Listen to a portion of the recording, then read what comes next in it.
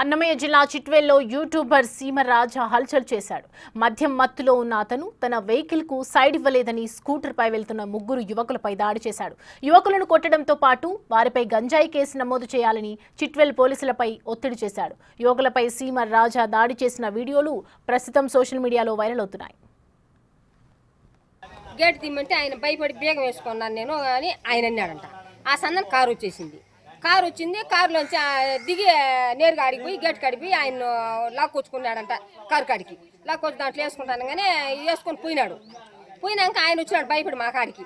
ఈ మాదిరి నాకు ఎవరో వచ్చినారా ఈ మాదిరి కానీ మీరు పరిగిండి అని చెప్పి వచ్చినాడు. ఆమె ఏమని చెప్పేసి మేము వీడికి వచ్చినాం. ఆయన గడ పదుతో వచ్చినాడు. అడిగి నన్ను దాంట్లో వేసుకొని పోయేట్టుగా ఉన్నారు అని చెప్పి ఆయన వచ్చినాడు. ఆయన వచ్చితే ఇంక మేము సరేలేని చెప్పి మేము వీడికి వచ్చి ఇంకా బండి లోపలికి దూసేసిందని చెప్పి మేము ఆయన భయంగా అయినట్టు మేము ఉన్నాం అంతవరకు. ఈ అంశానికి సంబంధించి పూర్తి డీటెయిల్స్ అందించడానికి మా ప్రతినిధి దామోదర్ అందుబాటులో ఉన్నారు. దామోదర్, ప్రజెంట్ చిట్వేల్ యువకుడికి సంబంధించి యూట్యూబర్కి సంబంధించి డీటెయిల్స్ ఏ విధంగా ఉన్నాయి, అసలు ఈ ఘటన ఏ విధంగా వెలుగులోకి వచ్చింది, ఎలాంటి డీటెయిల్స్? సౌమ్య, నిన్న రాత్రి చిట్వేల్కి వచ్చిన సీమరాజా తనకు వాహనానికి సైడ్ ఇవ్వలేదని ముగ్గురు యువకుల మీద దాడి చేశాడని యువకులు స్థానిక పోలీస్ స్టేషన్ లో ఫిర్యాదు చేయడానికి ప్రయత్నించారు. అయితే సీమరాజా ముందుగానే వారి మీద తన మీద అసభ్యంగా దూషించారు. అందుమీద వారి మీద కేసు పెట్టాలంటూ స్థానిక చిట్వేల్ పోలీస్ స్టేషన్ లో ఫిర్యాదు చేశాడు. అయితే తమను కారుతో గుర్తించిపోయాడు, అదేవిధంగా తమను అసభ్యంగా మాట్లాడని ఆ యువకులు అంటుండగా, అయితే సీమరాజ్ చెప్తున్నది ఏమైతే తాను ఏదైతే వైసీపీకి వ్యతిరేకంగా తాను రోల్స్ చేస్తూ ఉంటానో అందుకోసం తనను అసభ్యంగా వీరు మాట్లాడడంతో తాను ఆగ్రహించి వారిని కొట్టబోయానని, అంతేకాని నేను మద్యం మత్తులో లేనని, అది కావాలని నేను మద్యం మత్తులో ఉన్నానంటూ ప్రచారం చేస్తున్నారని అతను అంటున్నాడు. మొత్తం మీద ఇరువురు పరస్పరం ఆరోపణలు చేసుకుంటున్న నేపథ్యంలో పోలీసులు ఈ విషయం మీద ఇప్పటివరకు ఎలాంటి కేసు నమోదు చేయలేదు. అయితే తమను అసభ్యంగా దూషించి కొట్టడానికి వచ్చిన సీమరాజుపై ఖచ్చితంగా కేసు పెట్టాలంటున్నాడు. అయితే పోలీసులు అంతేకాకుండా పోలీసుల మీద ఒత్తిడి తెచ్చి తమను గంజాయి కేసులో అరెస్ట్ చేయాలంటూ పోలీస్ స్టేషన్ లో ఏదైతే ఆయన తన పైనుంచి రికమెండేషన్ చేయించాడంటూ కూడా వీరు ఏదైతే ఆ యువకులతో పాటు వారి తల్లిదండ్రులు అంటున్నారు. కానీ సీమరాజా మాత్రం తనను ఏదైతే కొంతకాలంగా అంటే గత 5 సంవత్సరాల పాటు టీడీపీకి అనుకూలంగా తాను ప్రచారం చేసిన నేపథ్యంలో తనను వ్యతిరేకిస్తూ వీరు అసభ్యంగా మాట్లాడారు. తనను వాహనంలో వెళ్తుండగా అందుకే తాను ఆ విధంగా వారి మీద దాడికి ప్రయత్నించాను. తాను పోలీస్ స్టేషన్ లో అసలు వారి మీద ఎలాంటి కేసు పెట్టలేదని కూడా అంటున్నాడు. మొత్తం మీద ఈ విషయం వివాదంగా మారింది.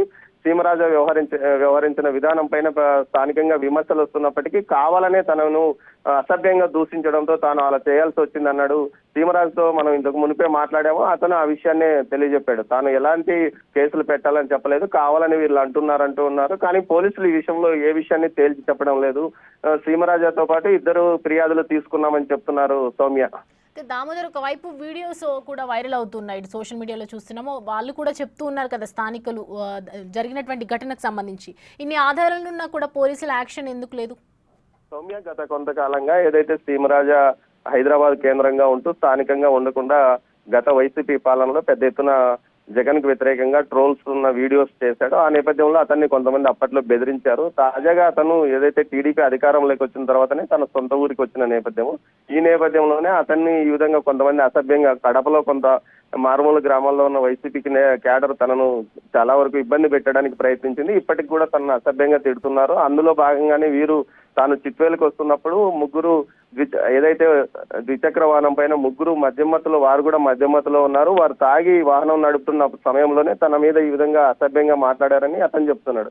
కానీ వారు చెప్తున్న యువకులు చెప్తున్నది ఏమంటే అతను కూడా తాగి మద్యమత్తులో తమను ఢీకొట్టబోయాడు. తాము ఇదేమని అడ్డుకుంటే తమ మీద కేసు పెట్టడానికి ప్రయత్నిస్తున్నాడు. దీంతో పాటు అధికార పార్టీ కావడంతో తమ మీద గంజాయి కేసులు పెట్టాలంటూ డిమాండ్ చేస్తున్నాడు. పోలీసుల పైన ఒత్తిడి తెస్తున్నాడని కూడా వీరు చెప్తున్నారు. మొత్తం మీద ఈ 2 వర్గాల వాదనలు విన్న పోలీసులు విచారించి తర్వాత కేసులు నమోదు చేస్తామని చెప్తున్నారు సౌమ్య.